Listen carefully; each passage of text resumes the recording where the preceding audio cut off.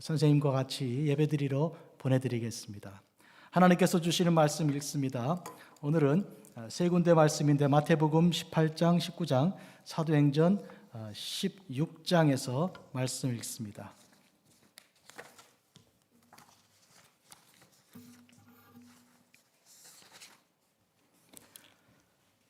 그때 제자들이 예수께 나와 가로되 천국에서는 누가 크니이까? 예수께서 한 어린아이를 불러 저희 가운데 세우시고 가라사대 진실로 너희에게 이르노니 너희가 돌이켜 어린아이들과 같이 되지 아니하면 결단코 천국에 들어가지 못하리라. 그러므로 누구든지 이 어린 아이와 같이 자기를 낮추는 그이가 천국에서 큰 자니라. 누구든지 내 이름으로 이런 어린아이 하나를 영접하면 곧 나를 영접함이니 누구든지 나를 믿는 이 소자 중 하나를 실족하게 하면 차라리 연자맷돌을 그 목에 달리오고 깊은 바다에 빠뜨리우는 것이 나으니라. 그때 사람들이 예수님의 안수하시고 기도하심을 바라고 그의 어린아이들을 데리고 오매 제자들이 꾸짖거늘 예수께서 가라사대 어린아이들을 용납하고 내게 오는 것을 금하지 말라. 천국이 이런 자의 것이니라 하시고 저희 위에 안수하시고 거기서 떠나시니라. 이에 호련히 큰 지진이 나서 옥토가 움직이고 문이 다 곧 열리며 모든 사람의 매인 것이 벗어진지라.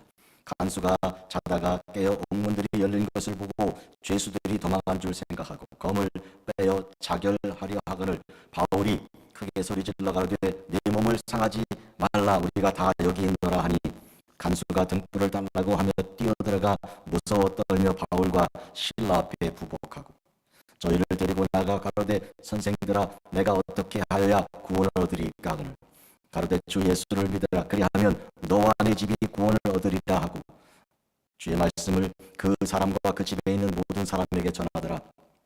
밤 그 시에 간수가 저희를 데려다가 그 맞은 자리를 씻기고 자기와 그 권속이 다 세례를 받은 후 저희를 데리고 자기 집에 올라가서 음식을 차려주고 저와 온 집이 하나님을 믿었으므로 크게 기뻐하니라. 아멘.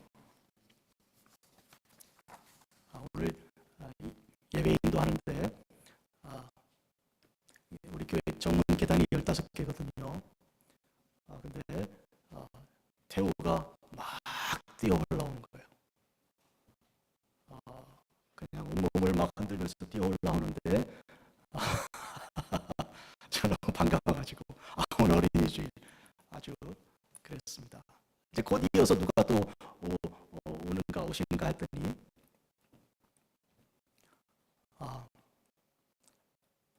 우리 김시영 장로님께서 막 올라오시는 거예요.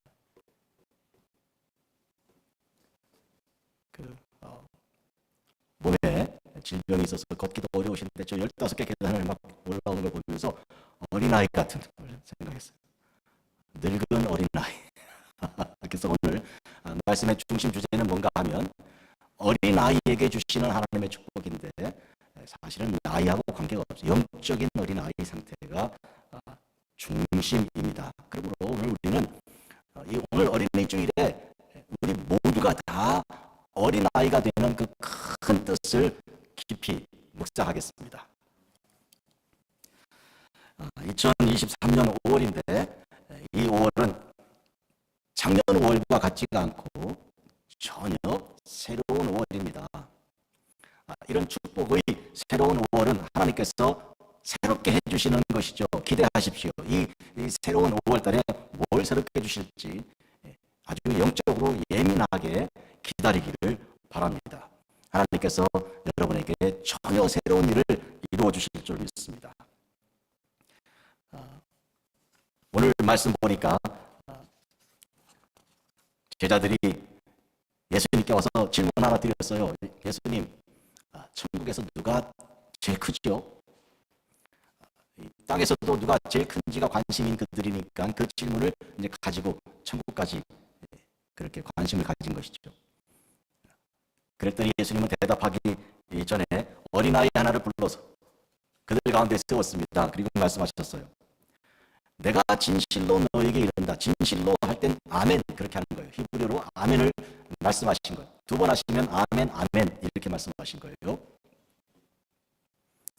너희가 어린아이와 같이 되지 않으면 그 앞에 돌이켜 그랬어요. 너희가 가던 길 멈추어 뒤로 돌이켜서 어린아이처럼 되지 않으면 결단코 천국에 들어가지 못하리라.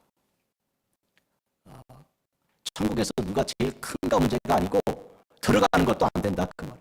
그러니 뭐 기재기를 어떻게 하겠어요. 어린아이처럼 자기를 낮추는 그가 천국에서 크다 말씀하십니다. 자기를 낮추는 자. 어린아이는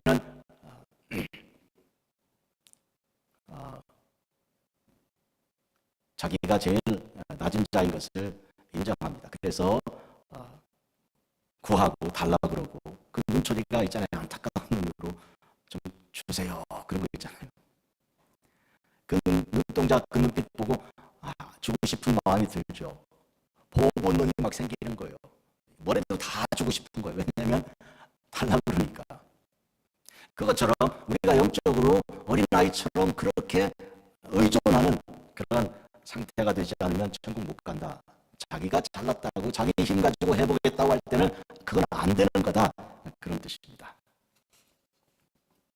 그리고 말씀하셨습니다. 누구든지 이 소자, 연약한 작은 자 하나를 실족하고 넘어지게 하면 차라리 연장돌을 목에 메고 바다에 빠지는 게 그게 더 낫다. 소자는 말씀드린 것처럼 나이가 어린 어린아이이기도 하고요. 또 병들어서요. 몸이 아파서 사람의 부축을 받아야 되고 안타까운 그런 심정이 된 그런 사람들이죠. 병들고요. 늙고요. 그런 사람들을 슬프게 하고 안타깝게 하면 그러면 차라리 연자맷돌을 매라 그런 뜻이죠. 그러니까 나이가 어린 아기들도 그렇지만 병들고 누가 돌보지 않는 그런 사람도 함부로 해서는 안 된다는 것이죠. 또 어떤 사람들이 아이들을 데리고 왔습니다. 부모들이겠죠. 예수님께 예수님 이 아이를 좀 축복해 주세요. 데려왔는데 제자들이 영 싫어합니다. 제자들은 주님 곁에 서서 무슨 뭐라고 된 것처럼 말이죠. 예수님의 마음을 모르는 것이죠. 곁에 늘 있다고 알아주는 게 아니죠. 저리 가라고 막 물리치니까 예수님께서 제자들을 이렇게 딱 만류합니다. 뭔 소리 하는 거냐? 저들이 내가 아이들을 사랑한다. 내게 오라 그러라. 이리 불러라. 하고 그들을 하나하나 불러서 안수해 주시고 축복해 주셨습니다. 말씀드린 것처럼 어린아이들은 영적으로 보면 병든 사람들 또 가난한 사람들 몸에 냄새나는 사람들 오지 마라 싫다 좀 가라 이렇게 하는 사람들이죠. 그러나 주님은 그렇게 그들을 환영하신다는 것이죠.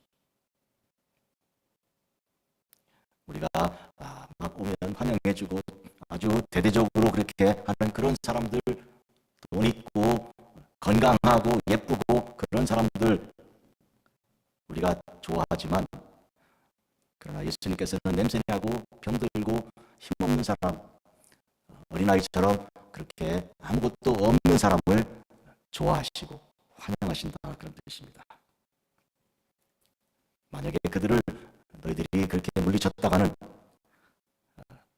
차라리 연자맷돌을 먹게 된 것과 같다. 그들 마음에 상처를 주었다가는 너희들이 차라리 그렇게 물에 빠져 죽는 게 더 낫다. 굉장히 심한 말씀이시죠. 오늘 사도행전 16장에 사도 바울과 실라 이야기가 이제 계속 이어가는데요. 오늘 이 말씀과 연결해 갑니다. 바울과 실라가 제2차 선교 여행하는데 빌립보에 이르렀습니다. 빌립보에서 어떤 일이 있었나요? 빌립보에서 귀신 들린 여자아이가 있었죠. 출생이 여자입니다. 그리스 시대에서는요. 누가 얘기했습니다. 아리스토텔레스가 이렇게 얘기했던가요? 나는 여자로 태어나지 않은 것을 큰 축복으로 여긴다. 그리고 나는 로마 시민 특히 아테네 시민인 것을 큰 다행으로 생각한다. 이렇게 몇 가지 한 첫 번째가 내가 여자가 아니라는 거예요. 우리나라에도 한 50년 전만 해도 남자아이를 낳아야 이렇게 뭘 낳았다고 이렇게 밖에 뭘 걸지 여자아이 낳고서는 자랑도 못했습니다. 그런데 지금은 상황이 전혀 달라졌죠. 완전 달라졌죠. 한데 여자로 태어났고 그 다음에 이 여자아이가 종입니다. 신분이 종이에요. 그리고 귀신에게 붙들린 것이죠. 귀신에게 붙들린 거예요. 그리고 나서 그 위에 또 그를 소유한 주인들이 여럿이나 있습니다. 사용하여서 돈 벌어서 마치 무대 위에서 춤추게 하고 돈 받는 그런 사람 같은 사람 몇 명이나 달라붙어 있는 것이죠. 1, 2, 3, 4, 4중고를 가지고 있는 이 여자를 예수님의 이름으로 회복을 시키는 것이죠. 그런데 문제가 생긴 것이 그 여자의 주인들이 돈벌이가 끊어졌잖아요. 그게 너무 화가 나서 이 바울과 실라를 끌어다가 저잣거리, 시장거리로 끌고 나가서 사람들이 모인 데다가 붙들어 놓고 얘기합니다. 우리가 받을 수도 없는 이상한 풍속을 증거하는 이 사람들을 어떻게 처리하자. 그 사람들이 몰려들고 그래서 감옥에 넣었습니다. 아주 많이 맞고 감옥에 들어가 이제 몸에 쇠사슬을 채우고 깊은 곳에 넣었습니다. 그런데 바울과 실라가 기도를 멈추지 않았고 찬송을 하나님께 드렸습니다. 그 깊은 감옥 속에서 밤 늦은 시간까지. 그런데 성경은 죄수들이 듣더라 이랬습니다. 굉장히 중요한 얘기예요. 죄수들이 갇혀 있었던 이방저방에 있는 사람들이 그 밤에 바울과 실라의 기도 소리와 찬송 소리를 들었습니다. 그리고 오늘 읽은 본문에 보니까 갑자기 지진이 막 일어났고요. 그리고 옥문이 터져서 열려버렸습니다. 그리고 각 사람을 묶었던 그 쇠사슬도 끊어지고 모두가 다 자유하게 되어버렸습니다. 그렇게 되니까 간수가 생각한 것입니다. 간수는 이 죄수들을 지키는 사람이잖아요. 죄수들 다 도망갔겠다. 문을 다 열어놨으니까. 그렇잖아요. 물고기 잡았는데 그 물고기 잡은 그 물이 찢어졌으면 물고기 가만히 있겠습니까? 다 도망갔죠. 그럴 경우에 이 간수는 이제 큰일 난 것입니다. 그 책임을 져야 되는 거예요. 그러면 어떻게 무슨 책임을 져야 됩니까? 그 당장 이 목숨을 내놓아야 되죠. 그리고 식구들도 위험합니다. 이럴 경우 나 혼자 죽는 것이 낫다 해서 칼을 뺐습니다. 그러니까 자기도 거기서 죽으면 지진에 끼어서 죽었든지 무너져서 죽었든지 하여튼 죽어버리고 나면 책임이 무너질 게 없지 않습니까? 그런 의미에서 칼을 뺐는데 그때 바울이 소리 질렀습니다. 당신 몸을 해치지 마시오. 우리가 다 여기 있습니다. 내 몸을 상하지 말라. 우리가 다 여기 있다. 한번 생각해 보십시오. 누가 누구를 케어하고 있습니까, 지금? 간수가요, 죄수들을 케어하게 되어 있는 직책입니다, 그게요. 죄수들이 어디, 물론 갇혀있긴 하지만 그렇다고 거기서 병들면 안 되고요. 거기서 먹다가 못 먹으면 안 되고요.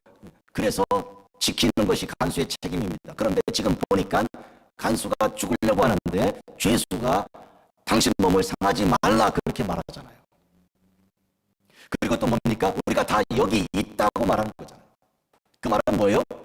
간수가 죽지 않도록 바울이 그리고 실라가 그 문을 빠져 도망치지 않은 것이죠.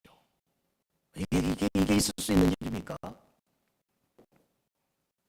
여기서 우리는 대단히 중요한 사실 하나를 발견하는 것이죠. 뭔가 하면 지도자라는 것은요,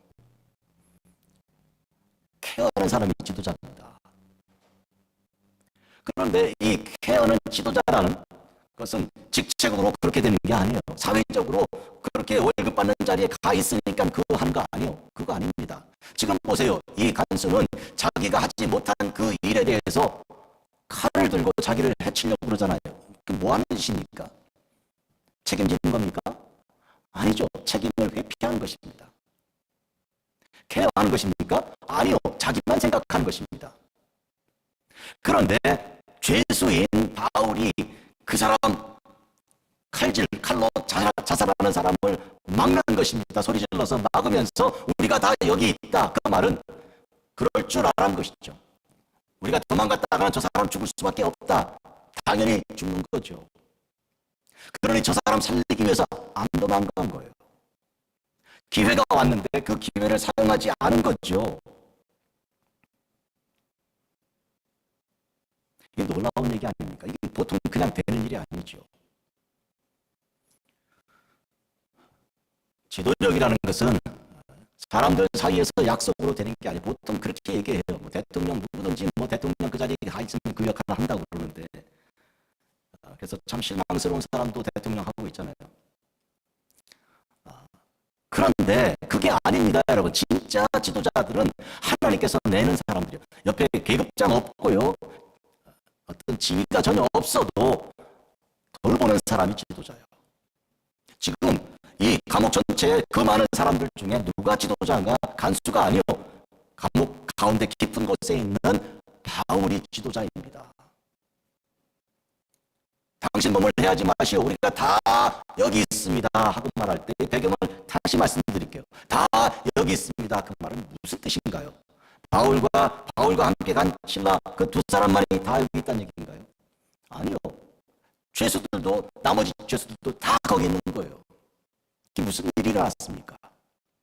어째서 바울과 신라는 모르겠지만 다른 사람들도 안 도망갔나요? 그 말이에요. 앞서서 바울과 신라가 기쁜 밤까지 얻자마자 몸이 아프고 고통스러운데도 뭐 했다고요? 기도하고요. 또 찬송을 했다 그랬어요. 기도하고 찬송하는데 죄수들이 듣더라. 다른 죄수들도 들은 것이죠. 그래서 일이 이렇게 된 것이죠. 기도하고 찬송하는 소리를 들은 죄수들이 바울과 신라와 함께 그 자리에 그냥 있기로 한 거예요. 문이 다 열렸고 묶은 것이 다 풀어졌는데도 도망치지 않기로 한 것이죠. 무슨 얘기인가요? 바울과 신라의 지도력이 역할을 하는 것이죠. 그들은 바울과 신라를 지도자로 인정한 것이죠. 이 일이 왜 그렇게 생겼습니까? 그들이 감동을 받고 은혜를 받았기 때문입니다. 기도하고요. 찬송을 부르면 하나님께 들으시라는 것이죠. 하나님 들어주십시오. 기도하고 두 번째 찬송 부르면 하나님 찬송 받으시라는 거지. 곁에 앉아있는 사람 찬송하라는 들으라는 거 아니잖아요. 그런데 왜 곁에서 듣는 사람들이 그 기도 소리에 감동이 오고 그 찬송 소리에 마음이 뜨거워집니까? 이건 놀라운 일이죠. 하나님께서 들으셨고 하나님께서 응답하시는 그 놀라운 그 시간에 곁에 있는 사람들도 듣는 것이죠.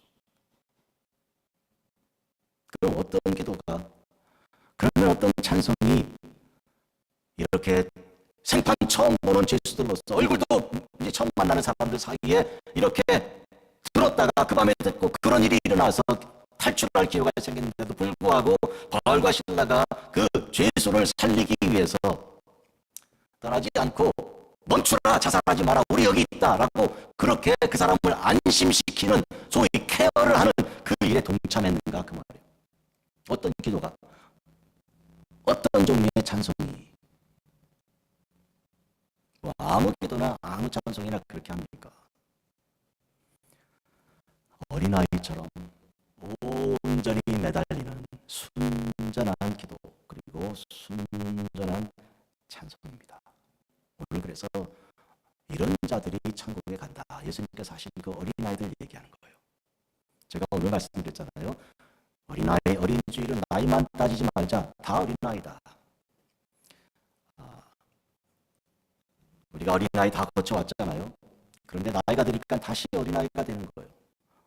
몸도 그래요. 몸이 어린아이처럼 되고 있어요. 그죠? 생각하는 것도 그래요. 웬만하면 툭하면 섭섭하고요. 자꾸 눈물만 나고요. 그냥 어린아이가 되는 거예요. 예수님 눈에는 우리가 다 똑같은 어린아이예요. 지금 바울과 바나바가 그들이 어린아이들이 되는 그 심정을 가지고 어린아이의 영적인 그 상태를 가지고 기도하고 찬송하는 거예요. 찬송과 기도가 아무나 하는 게 아니에요. 어른이 되고요, 있는 것처럼 소위 어른이라고 권위도 있고 돈도 있고요, 뭐 할 수 있다고 생각하면 기도 안 합니다. 하겠습니까? 기도 왜 합니까? 내가 할 수 있는데. 기도해도 형식적으로 하죠. 남들 보기 좋게 하죠. 찬송을 불러도 있잖아요, 힘껏 자기 자랑, 목청 자랑하죠.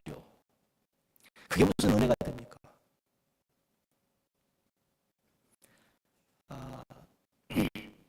보통 음악회를 가셔도, 여러분, 음악회를 가도 사람의 마음을 감동을 주는 사람은요, 자기 목소리 자랑하지 않습니다. 자기의 그런 자기 자신이 나오지 않습니다. 그래서 주문하는 게 힘 빼 그러잖아요. 힘 빼라고. 심지어 운동할 때도, 테니스 칠 때도, 골프를 할 때도, 권투할 때도 힘이 들어가면 파괴력이 없는 것이죠. 영향력이 없는 것이죠. 힘을 빼야 돼요. 그건 어린아이와 같을 때예요. 영적으로 다 통하는 얘기입니다. 어린아이같이 나를 낮추고 내가 아무것도 아니라고, 내가 부족한 사람이라고 생각하는 그 사람의 눈물 어린 기도가 하나님께서 들으시고요, 그때 듣는 사람들이 감동이 오는 것이죠.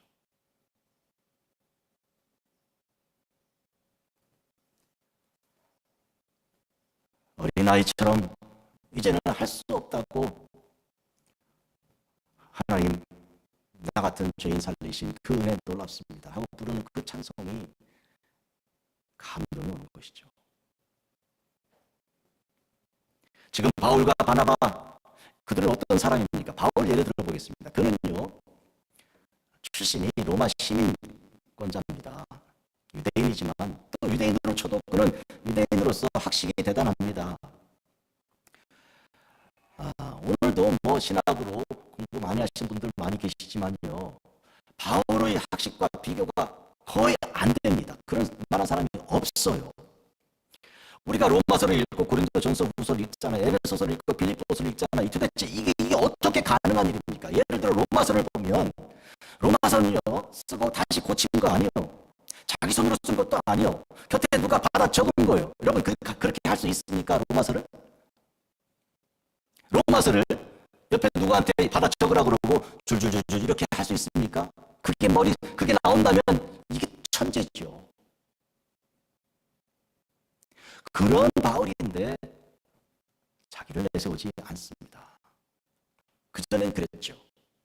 그러나 다메섹에서 주님 만난 이후에 그가 어떤 사람인지 알았습니다. 주님께서 가르쳐 주셨거든요. 그의 이름이 원래 사울이잖아요. 다메섹에 예수 믿는 사람 잡아다 감옥에 넣으려고 권세를 가지고 갔던 그가 살기 등등 기세 등등에 갔던 그를 딱 꼬꾸라뜨리고 그의 눈을 딱 멀게 하신 다음에 주께서 뭐라고 말씀하셨나요?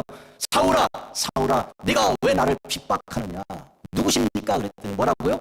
나는 네가 핍박하는 예수야. 너 지금 나를 핍박하고 있다고. 그러니까 하나님의 아들인 예수님을 핍박하는 그 악한 사람이라는 것을 주님께서 보여주신 것이죠. 거기서 그가 고꾸라지고 쓰러진 것입니다. 도와줄 사람을 찾는 거예요. 손을 이렇게 휘저으면서 누가 나를 도울 사람 없는가? 완전 어린아이가 된 것이죠. 그때 이후에 이 사울은 바울이 되고, 그때 이후에 이 바울은 언제나 자기를 예수 그리스도의 종,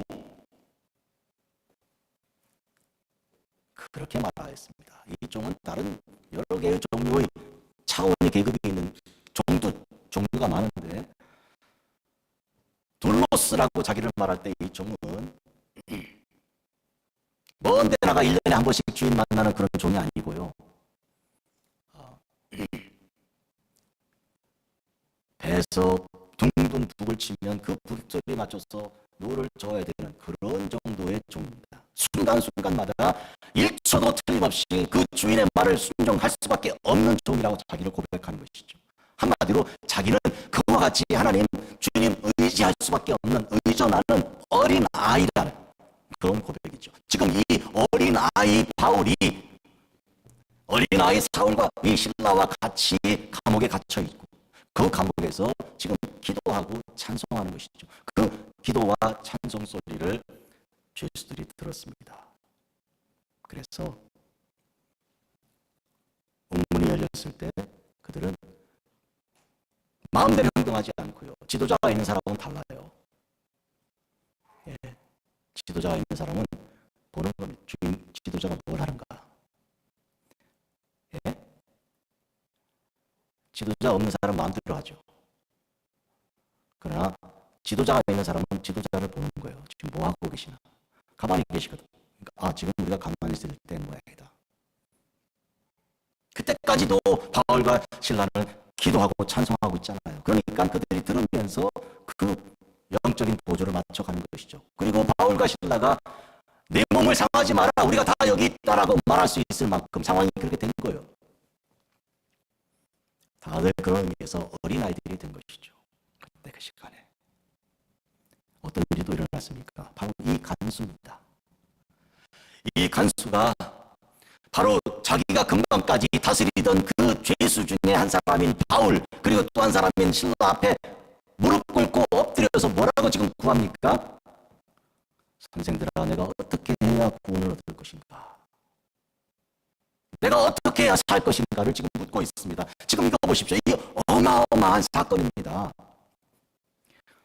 내가 어떻게 하면 살겠습니까? 라고 묻는 이 그가 자기를 이제는 주저앉아서 내가 어린아이에 불과하다는 것을 깨닫고 어떻게 하면 좋은지 찾는 것이죠. 시편 121편에 내가 산을 향하여 눈을 들리라, 나의 도움이 어디서 올까?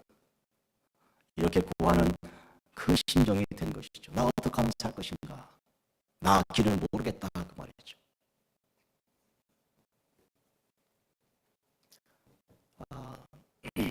어린아이의 특징은 전적인 의존이요. 주님께서 어린아이를 세우고 그 높이 보신 것은 바로 그 한 가지요. 전적으로 의존하는 것이죠.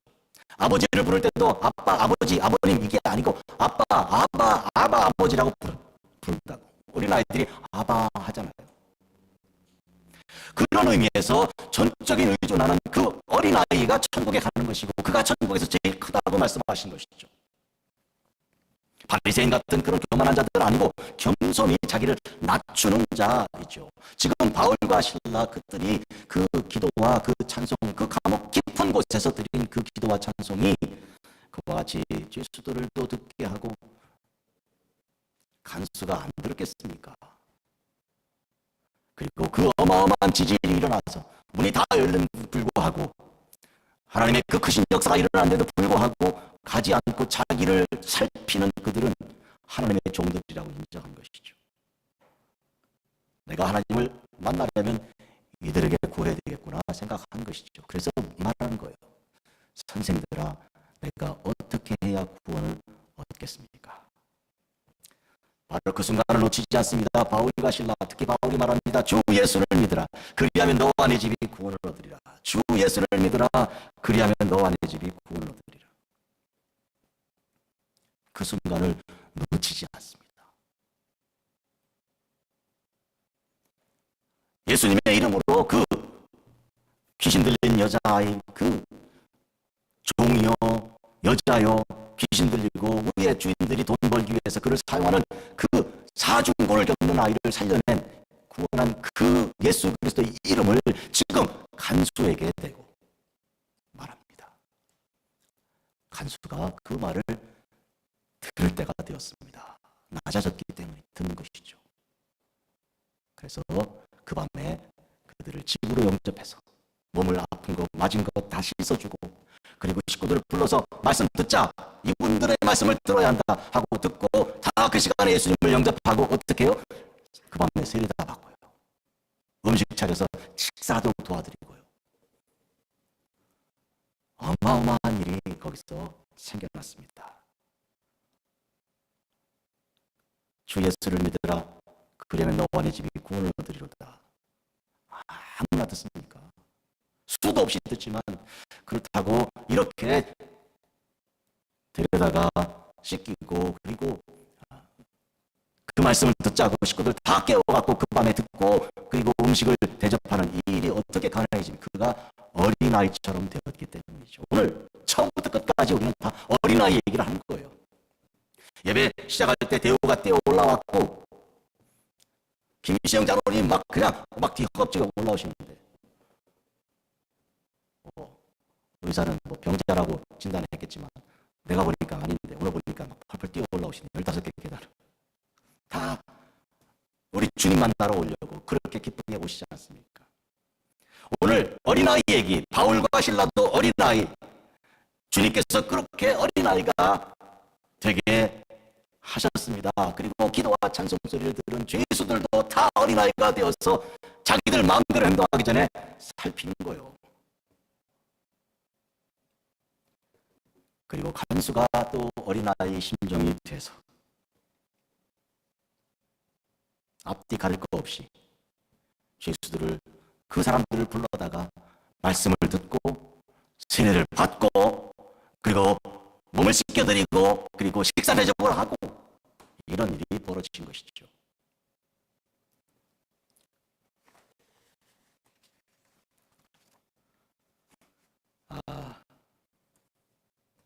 제가요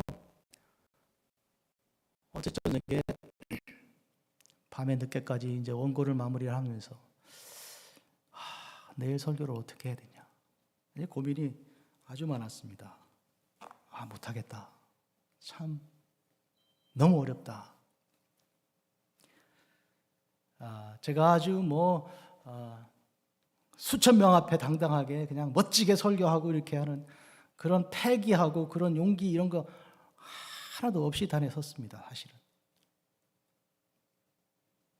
무슨 말씀을 하시면 하나님께서 하셔야 되고 그 말씀을 그대로 전하는 것 말고는 할 말씀도 없다.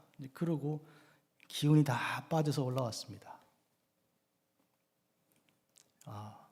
혹시 여러분 은혜를 받으신다면 그거는 저 때문이 아니고 지금 여러분의 귀에 역사하시고 말씀하시는 주님의 목소리인 줄 믿으셔야 합니다. 왜 하나님께서 우리를 낮추시는가? 좀 자존심 좀 높여주시면 좀 좋은가? 하나님의 자녀들인데 좀 본때 있게 살 수 있도록 도와주시면 안 되나? 그런 생각하지 않으세요? 그거 왜 되는 일이 없냐고. 그 이유가 있는데 그것은 왜냐하면 하나님께서 우리를 낮추셔서 하나님 영광을 드러내시기 위해서 그런 것이죠. 우리가 교만해지면요 그건 망하는 길입니다. 폐가 망신하는 길이요. 나도 망하고 식구들도 망하고 곁에 사람 다 망하는 거예요. 지금 보세요. 바울이 교만하지 않고 겸손하게 되니까 신라가 곁에서 겸손한 가운데 가장 낮은 곳에서 겸손하게 기도하고 찬송하니까 그 찬송 소리를 죄수들이 듣고 간수도 들었고 그 어마어마한 지진이 일어나서 그런 일이 발생했을 때 하나님께서 원하시는 일대로 지금 진행하고 있지 않습니까? 하나님께서 우리를 왜 이렇게 매맞게 하고 감옥에 갇히는 이 바울과 실라 같은 이런 모습으로 이렇게 만드셨는가? 이거는 그렇게 하여서 하나님의 뜻을 이루게 하기 위한 것이다. 신명기에 보니까 하나님께서 이런 말씀을 하셨습니다. 이스라엘 너희들은 들어라. 너희들이 왜 광야에서 들어보진 적 없고 조상들도 먹어본 적이 없는 만나를 너희들에게 주신지라 하느냐. 만나 맛있으니까 야 그거 참 나도 먹어봤으면 좋겠다 그러겠네. 먹는 사람들 심정이 어떻겠어요, 여러분? 만나를 먹으면 광야에서요 밖에 나가서 하늘에서 떨어져야 먹지. 안 떨어지면 그날 굶는 거 아니요. 내가 통장에 2,000불이 있다 그러면 이렇게 계획을 세울 텐데 그게 아니고 그거 전혀 소용없는 광야 아니요. 그러니까 하늘에서 떨어져야 먹는다 그러면 이거 안 주면 굶어야 되니까 하나님께서 우리를 겸손하게 만드시는 그 만나예요. 왜 우리가 만나를 먹게 하셨는가? 하나님께서 말씀하십니다. 이것은 사람이 떡으로만 사는 것이 아니고 하나님의 입에서 나오는 모든 말씀으로 사는 줄을 알게 하려고 그러셨다. 이렇게 말씀하셨어요. 주님께서 이 말씀을 인용하여 사탄의 첫 번째 시험을 이긴 거예요.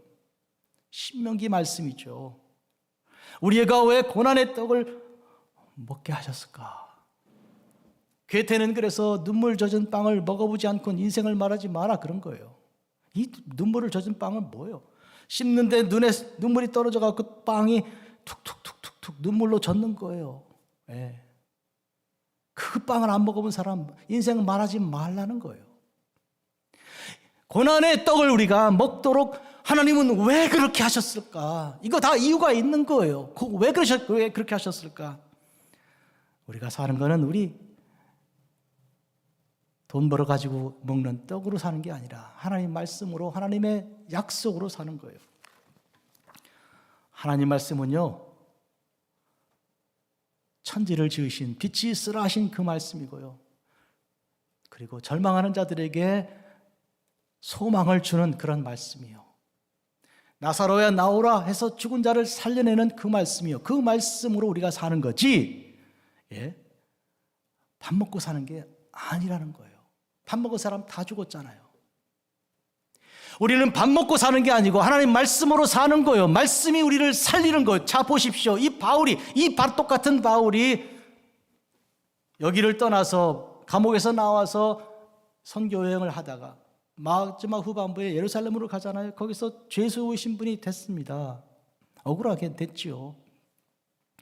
그리고 배를 타고 로마로 가게 되는데 로마 황제 앞에 재판받으러 가게 되는데 풍랑이 일어나기를 배를 다 뒤집을 것 같이 풍랑이 일어나 하늘이 보이지 해가 보이지 않고 밤에 달도 보이지 않고 별도 안 보입니다. 이 여러 날 그렇게 하는 거예요. 배가 막 이러니까 배 안에 있는 사람들이 276명이거든요. 거긴 선주도 있고요. 배 주인도 있고 선장도 있습니다. 선원들을 다스리는 선장이 있어요. 그리고 백부장이 있어. 100명의 군사를 거느린 요새 중대장이요.